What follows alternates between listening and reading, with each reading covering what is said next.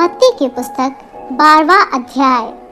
उस समय यीशु सब्त के दिन खेतों में से होकर जा रहा था और उसके चेलों को भूख लगी तो वे बालें तोड़ तोड़ कर खाने लगे। फरीसियों ने यह देखकर उससे कहा, देख, तेरे चेले वह काम कर रहे हैं जो सब्त के दिन करना उचित नहीं। उसने उनसे कहा, क्या तुमने नहीं पढ़ा कि दाऊद ने जब वह और उसके साथी भूखे हुए तो क्या किया?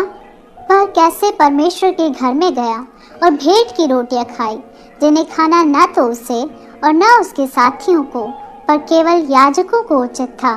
या क्या तुमने व्यवस्था में नहीं पढ़ा कि याजक सब्त के दिन मंदिर में सब्त के दिन की विधि को तोड़ने पर भी निर्दोष ठहरते हैं? पर मैं तुमसे कहता हूँ कि यहाँ वह है जो मंदिर से भी बड़ा है। यदि तुम इसका अर्थ जानते, मैं दया से प्रसन्न होता हूँ, बलिदान से नहीं, तो तुम निर्दोष को दोषी न ठहराते। मनुष्य का पुत्र तो सब्त के दिन का भी प्रभु है।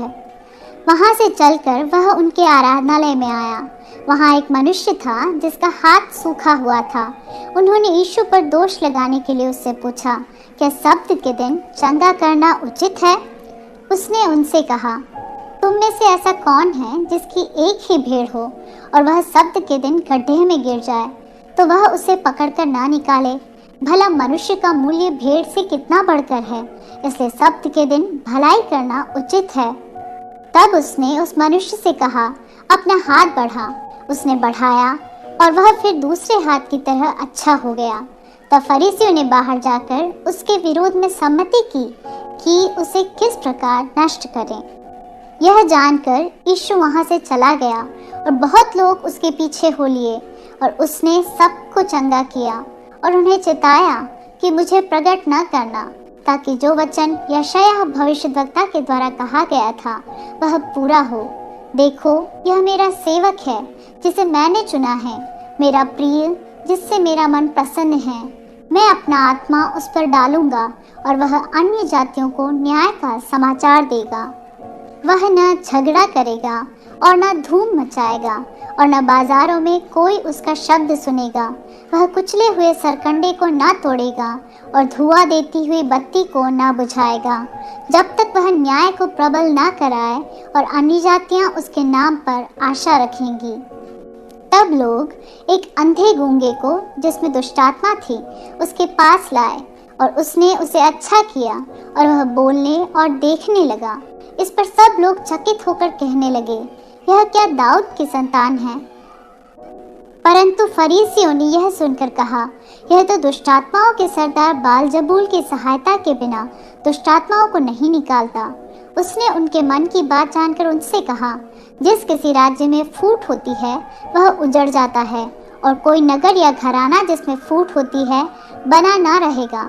और यदि शैतान ही शैतान को निकाले तो वह अपना ही विरोधी हो गया, फिर उसका राज्य कैसे बना रहेगा? भला यदि मैं शैतान की सहायता से दुष्टात्माओं को निकालता हूँ तो तुम्हारे वंश किसकी सहायता से निकालते हैं? इसलिए वे ही तुम्हारा न्याय करेंगे। पर यदि मैं परमेश्वर के आत्मा की सहायता से दुष्टात्माओं को निकालता हूँ तो परमेश्वर का राज्य तुम्हारे पास आ पहुँचा है। या कैसे कोई मनुष्य किसी बलवंत के घर में घुसकर उसका माल लूट सकता है, जब तक कि पहले वह उस बलवंत को न बांध ले? तब वह उसका घर लूट लेगा। जो मेरे साथ नहीं वह मेरे विरोध में है, और जो मेरे साथ नहीं बटोरता वह बिखेरता है। इसलिए मैं तुमसे कहता हूँ कि मनुष्य का सब प्रकार का पाप और निंदा क्षमा की जाएगी, परंतु पवित्र आत्मा की निंदा क्षमा न की जाएगी।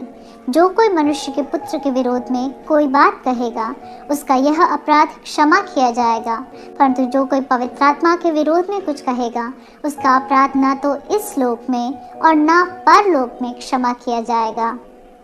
यदि पेड़ को अच्छा कहो तो उसके फल को भी अच्छा कहो, या पेड़ को निकम्मा कहो तो उसके फल को भी निकम्मा कहो, क्योंकि पेड़ अपने फल ही से पहचाना जाता है।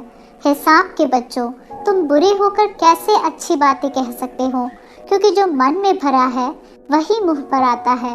भला मनुष्य मन के भले भंडार से भली बातें निकालता है, और बुरा मनुष्य बुरे भंडार से बुरी बातें निकालता है।